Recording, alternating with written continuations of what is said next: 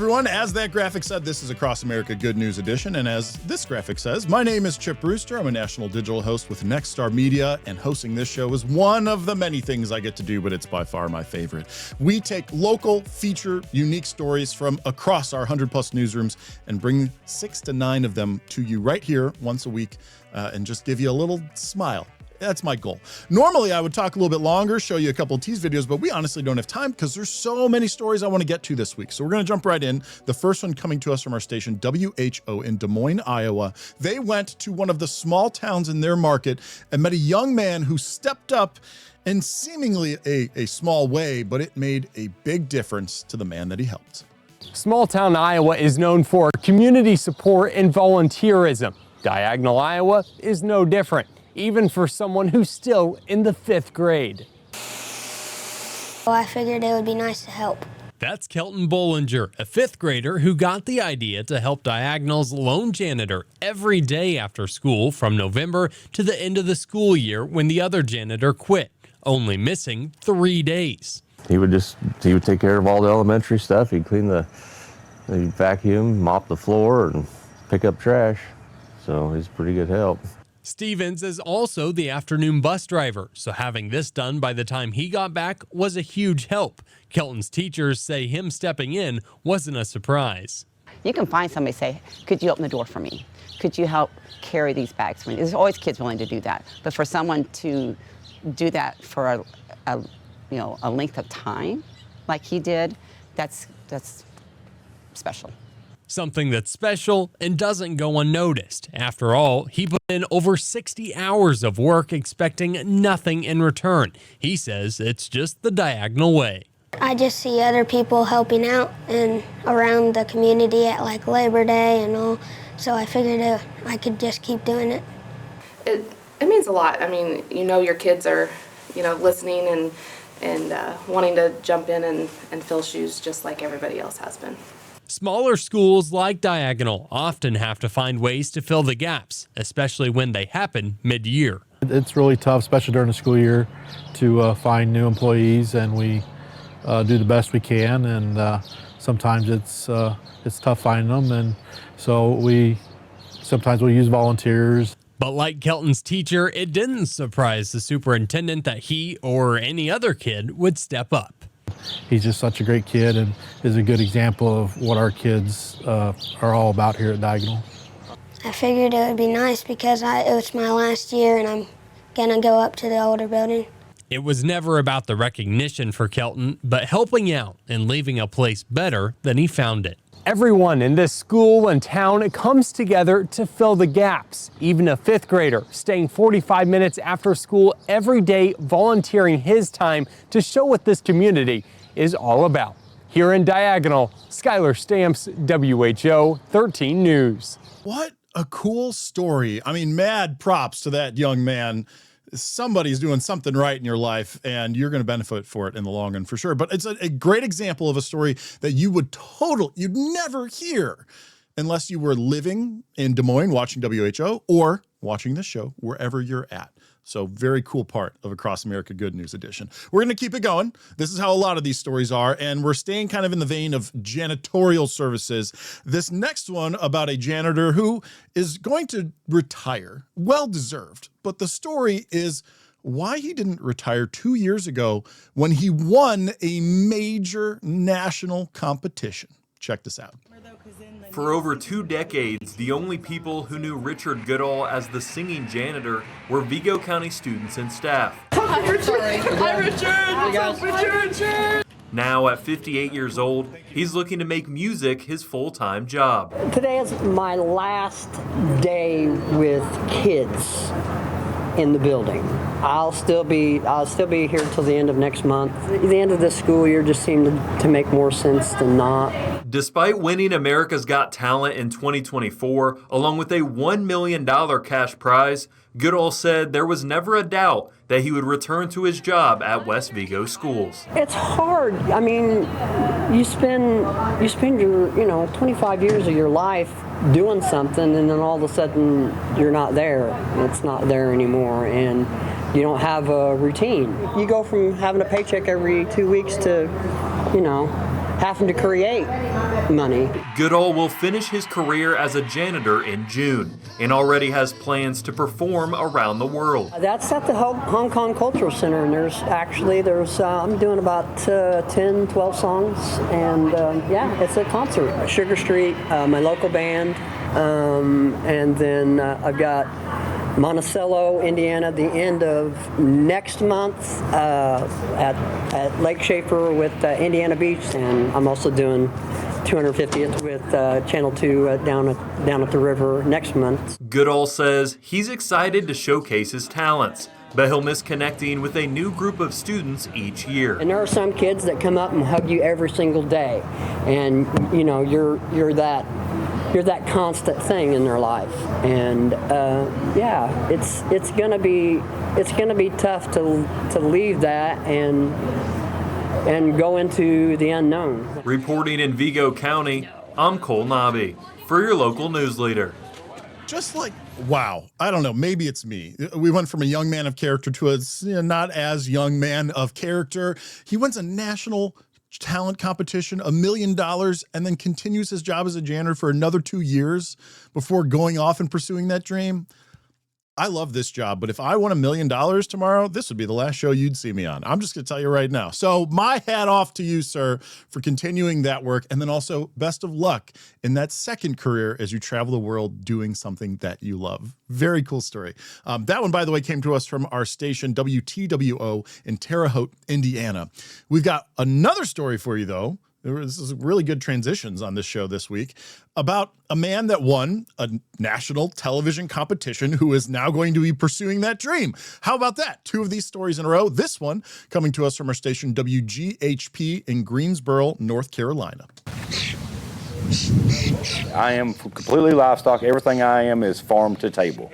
Daniel Stevens' days break with a familiar rhythm. We come out every morning after we get through with our chickens in the morning. We come through the cows and check, make sure there's not any new calves. He checks the herd the way some men check stock tickers. Like we got one here that's probably about 3 weeks old, nursing right now. But this is not a romantic story of a 5th-generation farmer. Chemical plants and coal mines is basically my family history. Wow. And my dad said in 1985, he actually bought the property here. He said, "There's no future for y'all here." That was back in West Virginia. Daniel has recreated himself in the rolling fields of central North Carolina. If someone asks you what you do, you probably tell them you're a farmer. I'm a farmer, yes. Is that your true identity? Nah. No, I'm really a wannabe moonshiner, but more than wannabe. More than wannabe, I am. But you know, try to keep that on the down low as much as possible. Farming is the main thing. For now, maybe, but dreams have a way of leaking out of people the way corn liquor drips from a copper pipe. So how does a young man get into moonshine? Well, basically, we run ourselves ragged when the kids were young. I needed a hobby, and I'm sitting there watching moonshiners one night, and I'm like, I think I can do that. There it is. He not only thought it, he did it. And there we were grinding grains. 20,000 people auditioned for the Discovery Channel show Moonshiner's Master Distiller. Oh, yeah. And Daniel was one of the 30 they chose for this past season. You weren't just on the show, though. You No. won. Yes. Did that surprise you? The final day, yeah, it could have went either way, and it did surprise me that I won. Could this lead to your next career? Yeah, I mean, I think it could. I mean, I really do. He started down a clandestine path to just that. Yeah. Right here's where y'all used to be. 3 different stills. 3 different stills lined up this way. Making this stuff. Making this right here, Jimmy Red Corn Whiskey. This is that Jimmy Red Corn whiskey he used to win the show. I'm not a bourbon or a whiskey fan, but that's good. Thank you. It doesn't burn. No. It's got flavor. Then things took a turn. And what happened? Somebody turned me in, and the ALE come and raided us and took everything I had. True story. He has the mugshot to prove it. Although I think it shouldn't be, it was illegal. Okay. I mean, I think if you can make 100 gallons of wine or 100 gallons of beer, you ought to be able to distill 5-10 gallons a year for your personal use. Daniel ended up with a few misdemeanors that were all dropped, and now he's going legit. And actually, my prize from the show is a limited release A limited release of whiskey with my name, my label. Daniel Stevens may be a farmer by trade, but he is a master distiller by title. My dream was to win master distiller and make a quality product that somebody else wanted to drink and put a legal label on the shelf. And those were my end goals, and I'm about all the way there. Because a true artist is always chasing the next great pour. All right. Bob Buckley, Fox 8 News. Well, That is so cool. You watched the show, you just watched the first part. I usually have a lot of comments, a lot of reactions. What a great story that Bob told, and what a great story that man has, including the mugshot. So that's all I'm going to say about that. All right, we got more show for you, but I do have to take a quick break. When we come back, we are turning our attention to some artwork, not only of the wood carving kind, but also the coloring book kind and the performance kind, all of them leaving a positive mark on their local community. Be right back.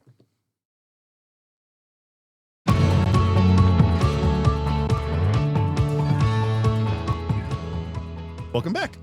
Let's keep going with these great stories, shall we? First one up for this block, as we call it in the industry here, from WKRN in Nashville, Tennessee. Storms happen. The one that they're going to talk about was a winter storm. That's not one that just happened here. And a lot of the times, the damage both on buildings and nature from those storms linger for some time. And what do you do with it? What do you do about it? It takes money. It takes time to repair. Well, one man wanted to do something just a little bit different and use art as a way to fix a problem. Check this out. An artist is using power tools and downed trees from Winter Storm Fern to turn damage and destruction into art in East Nashville. From this January to now, Stefan Skipala is working with East Nashville residents to honor old trees that didn't make it through the freeze. You know, a lot of people spend a lot of time growing up with their trees, you know, taking care of them, and to have them just die and wither away is pretty hard. So being able to give it new life as something that you can look at and appreciate is definitely a passion of mine. And being able to do that for people with custom work is pretty cool. You might see some of his designs around town, from hummingbirds to bears to abstract pieces. Anytime there's usually a large tree that people are attached to, and they don't want to have it just taken down to nothing and then forget about it. So usually they leave it, 5, 6, 10, 20 feet tall, and they just make a memorial to that tree and just give it new life as a sculpture. He says something like this takes a couple of hours using a chainsaw and smaller power tools for details. But I've been doing it so long that typically if it's something that I'm used to making, typically I could do like a 6-foot piece to 10-foot piece in 1 day, 1 to 2 days, I'd say, comfortably. Some of the larger pieces, once you get into like 15-foot tall totems, sometimes they can take a few days or a week. He's glad he can help reimagine the destruction left from Winter Storm Fern. Better than just having the tree grinded down and turned to nothing. So it's kind of cool to be able to drive through the neighborhood now and look at some of these things and say, oh yeah, I remember doing that a couple years ago. Stefan says he's working on new designs with clients. He's hoping to help turn their trees into guitars and boots. I'm reporting in East Nashville. Alexia, Tsiropoulos, News 2. Cool way to use one's skills in art with downed trees, of all things. And that is an excellent permanent sculpture that someone then gets out front, remembering their favorite tree. I don't have a tree attachment, but if I did, I would want it treated much the same way. Let's keep going, shall we? Next story to us coming from WTNH in New Haven, Connecticut. And it's a different type of art, one that some nurses got together and decided they needed to create, not only as a way to bring childhood into a NICU, but also explain to older siblings what is happening with their baby brothers and sisters. Do you want to see it? Seeing their hard work on paper for the first time. Here's the 4 of us. This group of NICU nurses authoring a children's coloring book aimed to teach older siblings what it's like for their new baby brother or sister to be in the NICU. An idea that started with a family who traveled miles to visit their baby. We ended up writing a poem and sending home some footprints. And then at some point in that, we realized that whether a sibling lives 10 hours away or 10 minutes away, they're having the same experience of not getting to meet their baby sibling. This is going to live forever. For years, the team worked with illustrator Sherry Leno, designing pages that would not only help older siblings feel included, but also educate them about life at the hospital. Right here would be a baby on CPAP. So to have the siblings see the baby on CPAP first. It was really about, introducing these things without scaring them, because it can be scary to see a lot of this equipment. Devices to learn about, pages to color, and spots to write notes. The best part, care teams will hang completed pages on the walls of babies' hospital rooms. A reminder of all the love waiting at home. We included some pages where they can actually draw pictures of themselves or things that they enjoy, and they can hang them up on the walls in the NICU. Making the whole family feel supported during a difficult time. NICU admission doesn't just affect the baby, it affects the entire family, siblings, parents, grandparents, everyone feels that. Julia Gorman, News 8. And so that story from New Haven, Connecticut, talking about how you can educate and include and understand what's happening in a children's hospital for the siblings, whether they're older, well, in that case, NICU older, but then also think about younger siblings. And that's where the next story comes in. So we're going to now jump out west to Chicago, Illinois, our station WGN, and meet a group of performers who wanted to be able to help when you're in a situation where you have kids who can't go into the hospital room, but their parents need to for one of their siblings. I feel like I'm explaining this poorly, but here's the thing. Mike Lowe, this reporter, does a much better job at it, so I'm just going to go ahead and toss to the story for him to show you what we're talking about. Pull your chair out so we can widen our circle. On Northwestern University's Evanston campus. If you haven't yet worked with this age range, you're going to get a really good sense. In the Performing Arts Center's South Rehearsal Room. I don't want you to stop asking questions to a kid. I want you to look for a response. Theater professor Elizabeth Brendel-Horn and her students. Yeah, they should both be complete kits now. Are preparing a play. Do you ever play pretend? Not intended. Hello, my friends. It's a perfect day. For any theater. I think you can slow down the Headed to the Forest song. This first of its kind college course is called Bedside Pediatric Theater, where we focus on bringing a play bedside to patients at a children's hospital. The class culminates with a performance for kids in a hospital. I printed maps.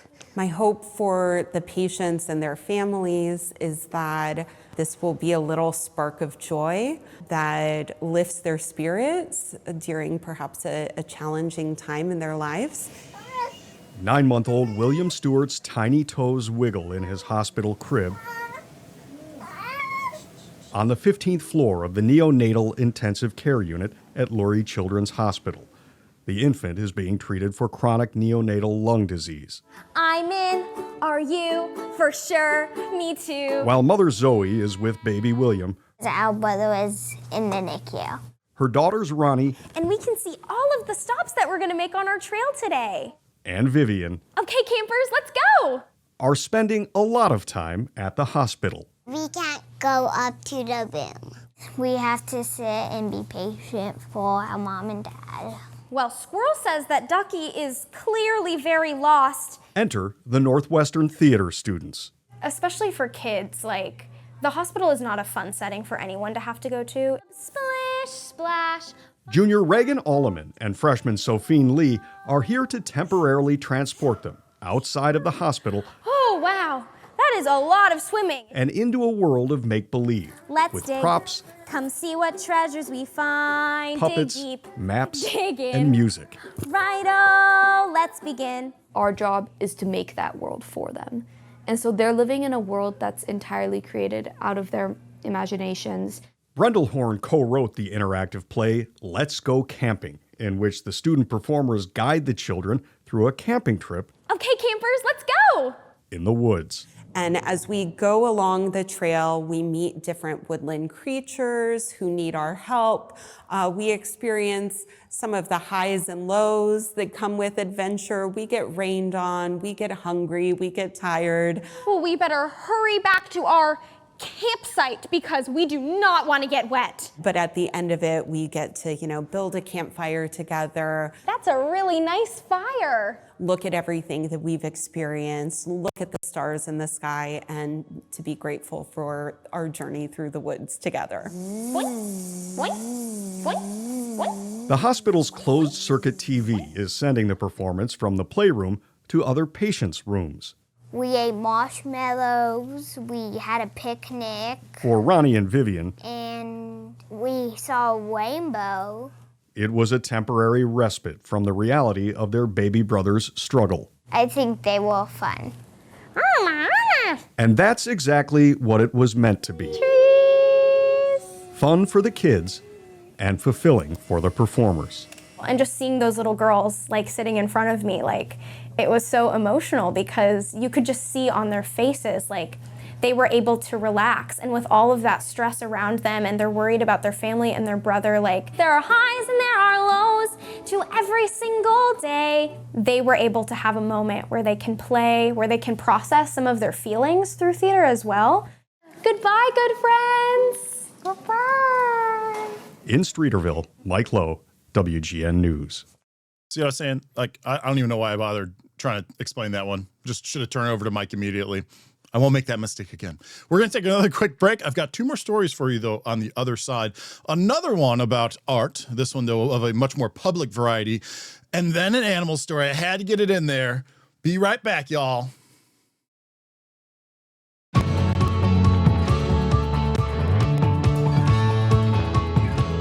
I didn't say what animal the animal story was about, so hopefully I've left you a little bit in suspense. But before we get to the animal one, we're going to hit that other art one. This story comes to us from our station WPIX in New York City, and it is about a massive mural that took a full community's effort to bring to life. And you get to see a little bit of the behind the scenes right now. Street art and street murals can transform and change a block. You've seen it walking around. Get a look at this project, one of the biggest we've seen in the boroughs. Learning that it's going to be the second largest mural is actually pretty insane, and we get to contribute to that. So the canvas stretches 11,000 square feet, 4 blocks along Washington Street between Houston and Spring Streets. They're turning the sorting and distribution hub into a destination for street art. It's about beautifying these projects. Volunteers started the project a few years ago. With the work this week and later this fall, it should be complete. There's a design for more than 24 gates. We get to just brighten up the neighborhood and the community, and I think it's just a beautiful thing to have as part of this growing area. So yeah, it's nice to be just a contributor. The Business Improvement District is sponsoring 2 major art projects in Hudson Square, a 33-block area between 6th Avenue and West Street near the Holland Tunnel, known formerly as the Printing District. The streets were built for trucks, not for humans, and now we're in a time where most people are getting here either by transit or walking or biking, and so we need to make sure that they can get safely to and from where they are, and really ultimately that they just feel welcome and they want to spend time here and they want to walk around. Now creative agencies and design firms call it home, along with an expanding residential population.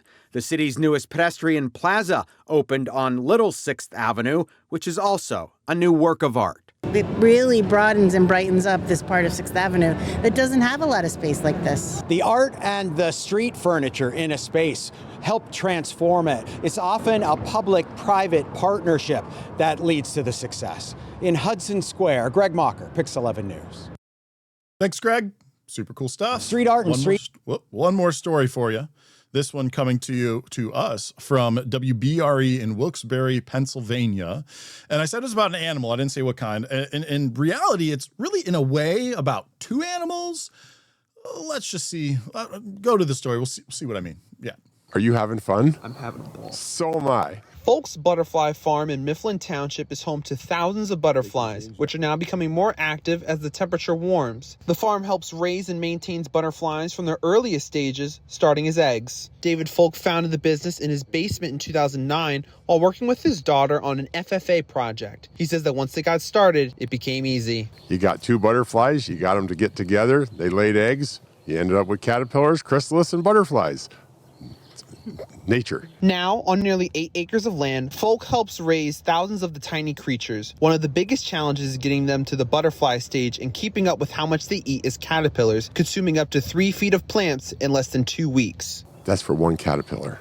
So figure that, and we raise, say, 20,000 butterflies. That's 20,000 plants. And that's just one species. Saturday is National Butterfly Education and Awareness Day, which goes hand in hand with Folk's mission to educate people about these insects. Every taste or bite of food that we take, most of it is touched by pollinators. So it's very important that we support them because they do support us. Education was a key part of Folk's vision when he created the farm. He says understanding these creatures is important because they play a vital role in our ecosystem, serving as pollinators alongside bees and other insects. It's so cool to see the looks on people's faces when they interact with the butterflies and the caterpillars.